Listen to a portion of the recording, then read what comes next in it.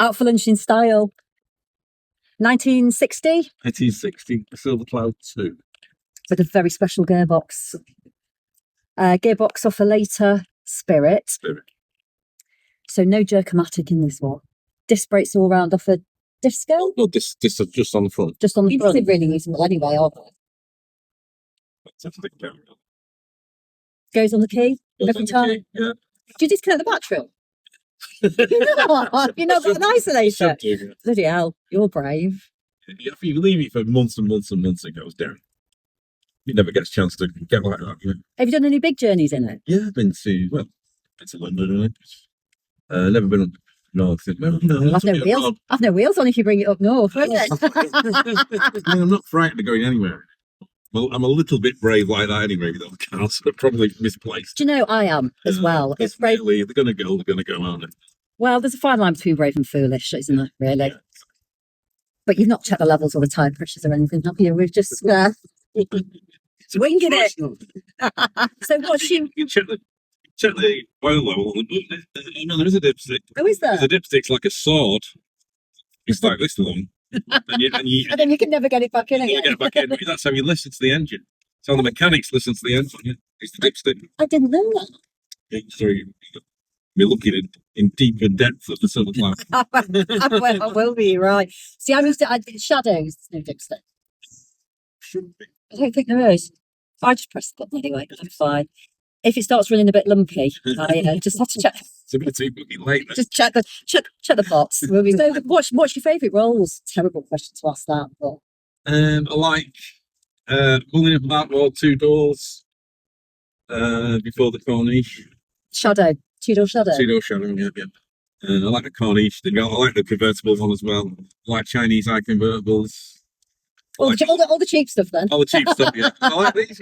But I think they're all fantastic because they were all built to a standard. It was just about which one you have. The cabins by modern standards aren't huge either, are they? You know, you don't feel like you're swamped. That's 6 in here. When we did a wedding. Well, bridesmaids are getting bigger, aren't they? I did a prom night in now. That's the only time. On the way there or back? It's fuel vaporization. Of course it was. We were waiting, and all these girls in the car. You don't have much luck with your fuel vaporization. No. All these teenage girls in the car. Felt a little bit like Jimmy Savile. Back to the 70s. No, they were just shattering away, but they were waiting to drive onto the prom thing. Oh no! So you got as far as the do, and then I went to sort of accelerate, and it just went.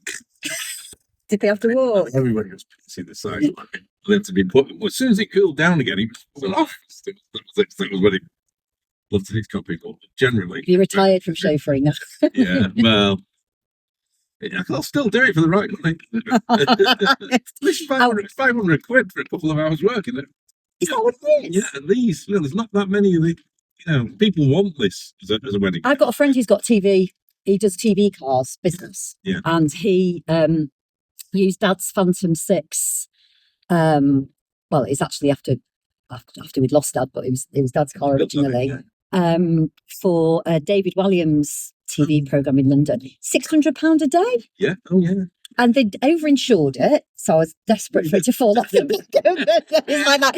If you got to strap it on properly. Yes, just leave it in neutral. It'll be fine. Mechanical brakes, you'll be fine.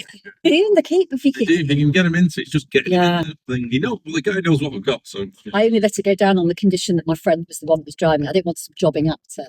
No, it's tractors are terrible tractors.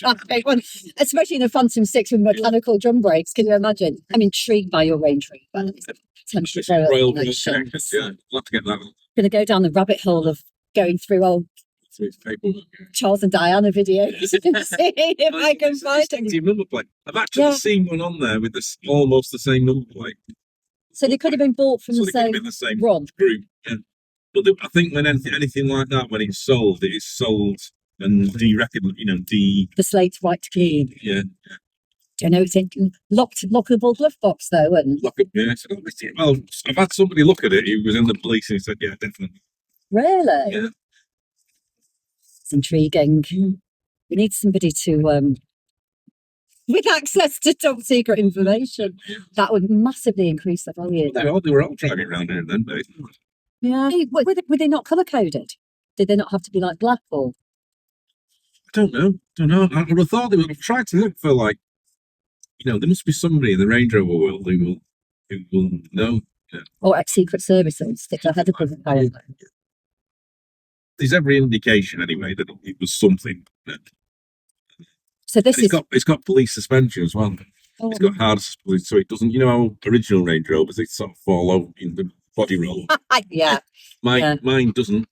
Mine is actually quite. Speaking of body roll, this is lovely. Yeah, it's all right, isn't it? It's fabulous. This actually handles really well. I'd take this anywhere. I could daily this. I'm going to be the batty old lady. Definitely daily this. I think this. I'm going to stick my neck out there. And I actually said this to a Rolls-Royce guy who's very critical. And I said, I think my clamp will be the best driving clamp in the world with these bits on it. Yeah. And it might be, Why don't we do a programme about this? I'll tell you what, this would be a really good one, controversial, about is it okay to modify classics? If you make them better and you make them more usable. And they look the same. Yeah. I think if they're safer and more reliable. Yeah. Yes. But not fundamentally like sticking a small block Chevy in it or something. No. I hate all that shit. Electron motor on the Bristol 406, I got absolutely lambasted for. It's like, the fucking thing took 20 minutes to get going every time I wanted to go out in it. So I've just updated it a little bit. Yeah, the Bristol 406. A 6-cylinder. I've got better taste than I am with it. I'm actually classier than I look at it. I just didn't picture you having one of those. Love them. Big fan of them. I've had an Alvis TD21 I loved as well. The 406 favourite. Yeah. This has got an upgraded starter as well. Yeah, that's not normal, is it? No. Oh, no, it's warm though. It's a bit noisy. Do the wipers work? Yeah. Well, they don't quite. Do they clear the screen? Don't quite touch the screen. Well, I like it's got things like if I switch the lights on, turn it off, it won't let me. You know what I mean? It won't run your battery down. No, it won't let me put the key's got to be in. You just mess about with the lights. That's what I'm saying. Yeah. How do they work that out? That's for opening the petrol flap. Yeah. But it hasn't got much on it really. It's got wind down windows. But as Ray Hillier says, that's what you want. I don't. Electric windows are a nightmare. The less fucking electrics to go wrong, the better. Although Rolls-Royce have really quick electric windows, don't you? They're like decapitate you. I don't know. You've always been very lucky. Mine have been a bit more. Oh no, yeah. Well, they go up quick, and then they've got a chain on them, haven't they? They've got like a bike chain. Yeah, so like like better than normal ones. Yeah. But when they go, they're these stupid money to repair them. Yeah. Door cards off and a new mechanism. But this is amazing. Thank you very much. Pleasure. What a treat.